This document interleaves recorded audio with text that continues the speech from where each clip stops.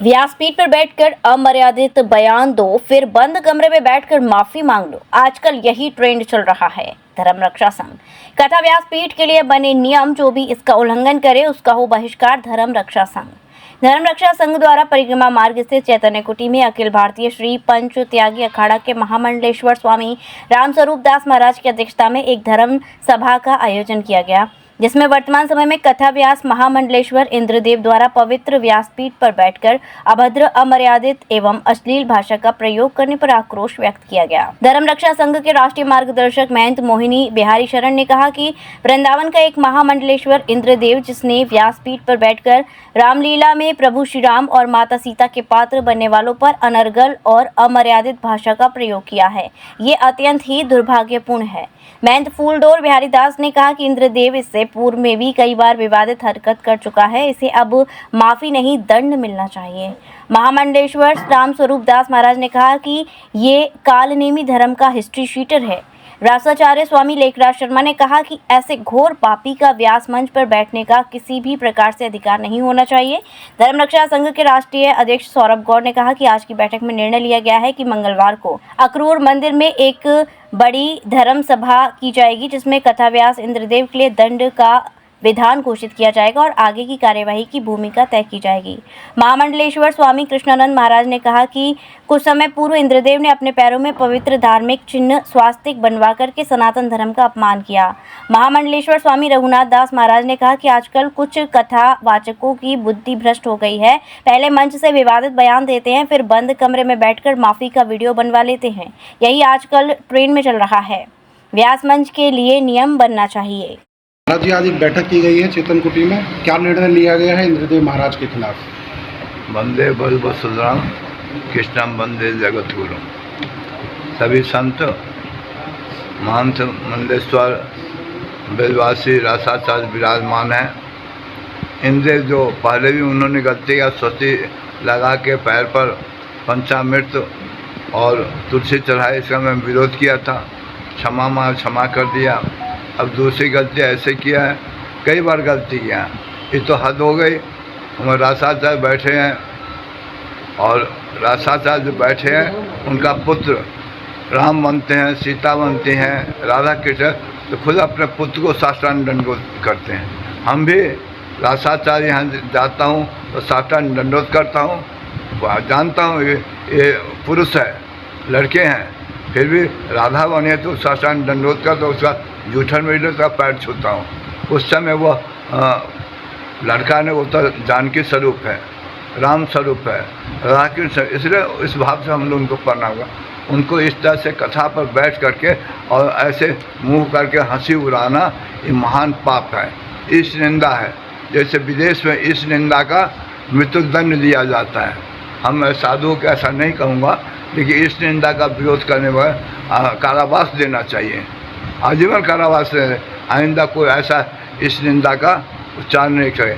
कोई माई का लाल होगा तो ये अल्लाह के ऊपर शिकायत कर बोल के देखिए। मोहम्मद के साथ हिंदुओं को जो चाहे, राम कृष्ण को, सनातन धर्म को आतंकवादी कह दे, कुछ कह दे, ये बर्दाश्त करने के बहुत हो गया है। हिंदुओं को इस पर जागरूक होना चाहिए। हिंदू जो पहले नारा लगाए थे, जिस हिंदू का खून न खोना, खून नहीं अब पानी हो गया है। इसलिए हिंदुओं को उठना चाहिए, अपने सनातन धर्म की रक्षा के लिए आगे हैं। हमारी मातृशक्ति हैं, वो भी जो कहें जी इंद्र एक था, इंद्रदेव, वो भी यहाँ का शरणागत हुआ। ये कौन है इंद्रदेव जो बहुरूपिया बन के कथा करता है? समय जैसे हमारे त्यागी जी के ब्रह्मचारी जी कह रहे थे, समाज से इसका बहिष्कार कथा के द्वारा, रासमंडल के रासाचार्यों के द्वारा, संतों के द्वारा ऐसे मंडलेश्वर को वृंदावन से बहिष्कार करना चाहिए, बाहर निकालना। आइंदा कहीं भी ये कथा करे उसका विरोध करना चाहिए।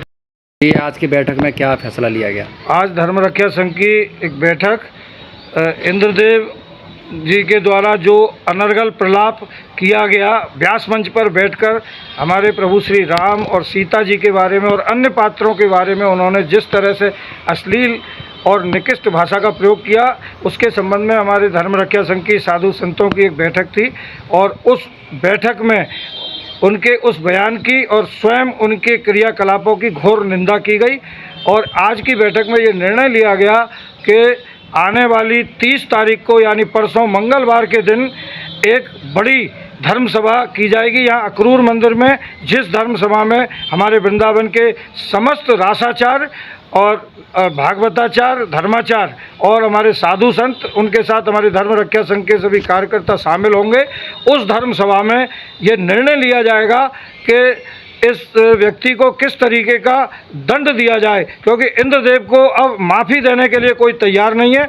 इसको माफ़ हम नहीं करना चाहते, ना ही यहाँ का संत समाज और रासाचार इसको माफ़ करना चाहते हैं, बल्कि इसको दंडित करना चाहते हैं, जिससे कि आगे आने वाले समय में कोई भी इस तरीके की हरकत करने से बाज आए और दोबारा इस तरीके की हरकत व्यास मंच पर बैठकर करने की हिम्मत ना कर सके।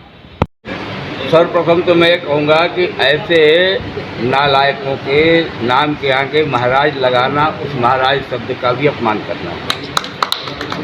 दूसरी बात, वो जिस वेशभूषा में रहता है वो भी वो महाराज कहने का हकदार नहीं है।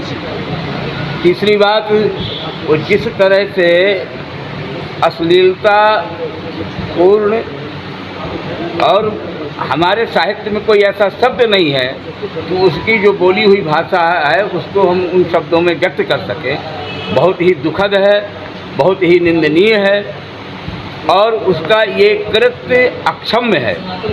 और मैं तो ये कहूँगा कि वृंदावन के जितने भी भागवताचार्य, क्योंकि पूरे भारतवर्ष में वृंदावन ही एक भागवताचार्यों का सप्लायर हो गया है, जिनकी कोई न योग्यताएं हैं, न उनकी कोई प्रामाणिकता है, न उनके द्वारा कोई ये दिखाया जाता है कि उन्होंने क्या डिग्रियां ली हैं, क्या पढ़ा है, क्या नहीं पढ़ा है।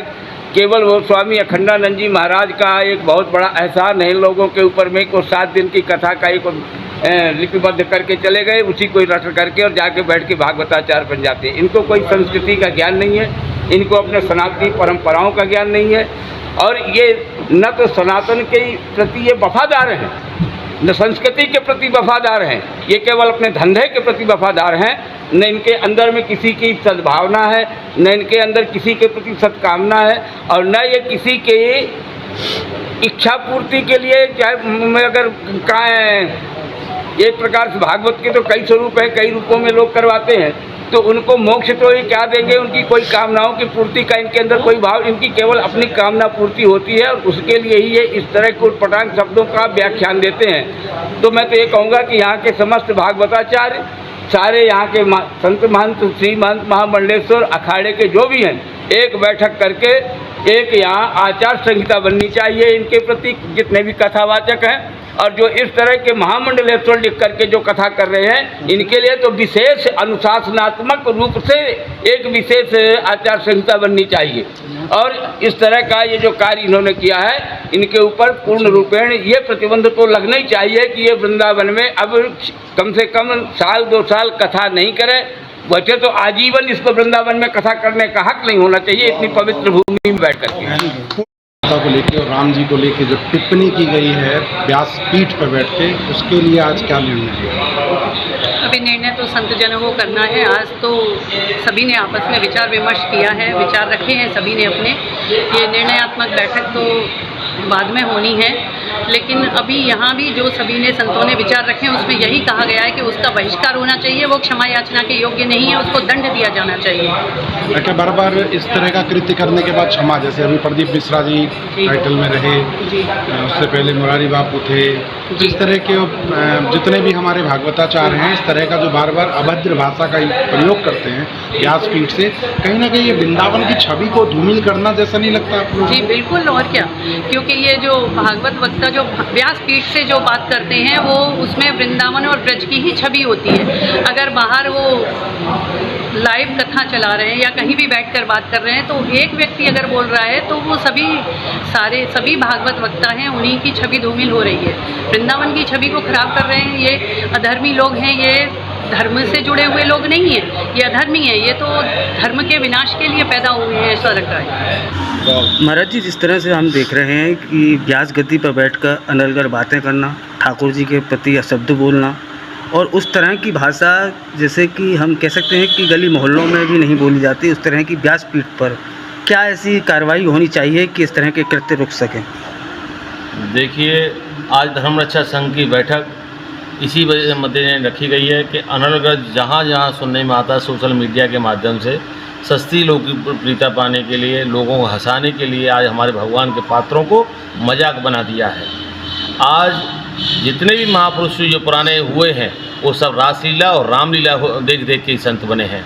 आज जब राम जी का दिव्य दरबार जब लगता है उस समय आप देखिए, उस समय स्वयं साक्षात राम उतरते हैं। भगवान श्री कृष्ण का जब रासलीला में जब बैठते हैं राधा कृष्ण के साथ, उस समय भगवान बैठते हैं हजारों की संख्या में, चाहे बड़े हों चाहे बुजुर्ग हों, सब उनके चरण धोते हैं, आचमन करते हैं।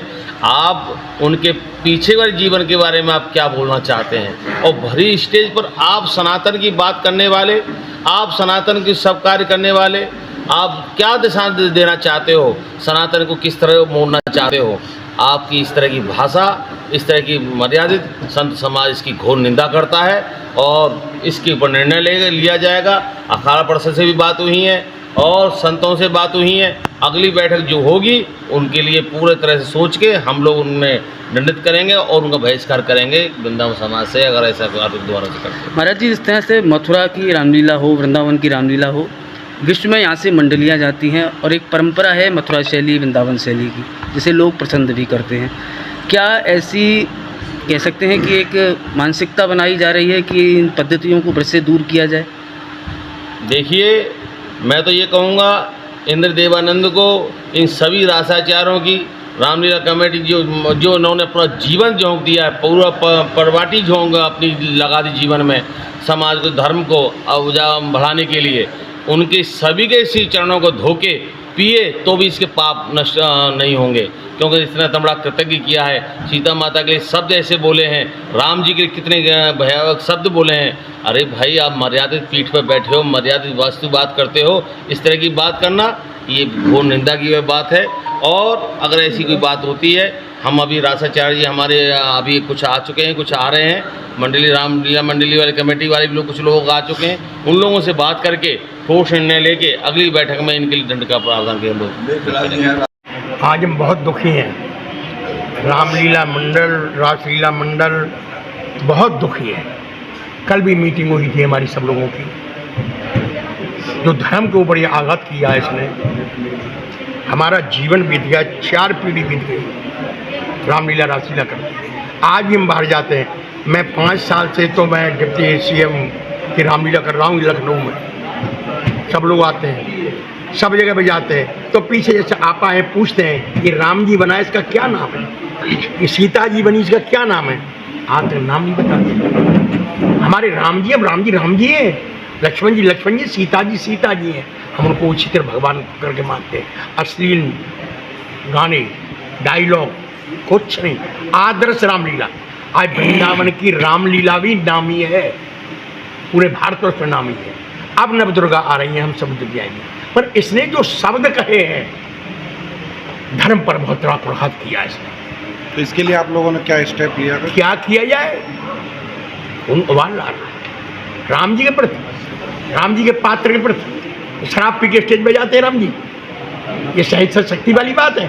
सीता जी के विषय में हमारी बहन बैठी हुई है, वो ये कहने में भी आपत्ति आ रही है। इसको तो ये तो वो है जैसे हनुमान जी संजीवन बूटी लेने के लिए जा रहे थे ना, बीच में संत का रूप बनाकर काल ने हनुमान जी को पाठ पढ़ा दिया। इसलिए यहाँ बहुत हनुमान है, कोई ना कोई इसको पाठ पढ़ाएगा जो उसने किया। और वो भी सर्व की बात तो ये वृंदावन में रहकर, ये वृंदावन वो पवित्र भूमि है, यहाँ पर वो संत जो तपस्या करते हैं, जिन्होंने वृंदावन का गुणगान किया है। हमें 4 Ranked among top 15 universities and endowed with the state-of-art infrastructure, Sanskriti focuses on innovation, research, skill and holistic development of students. No wonder Sanskriti has 91% placement record. Sanskriti University for excellence in life.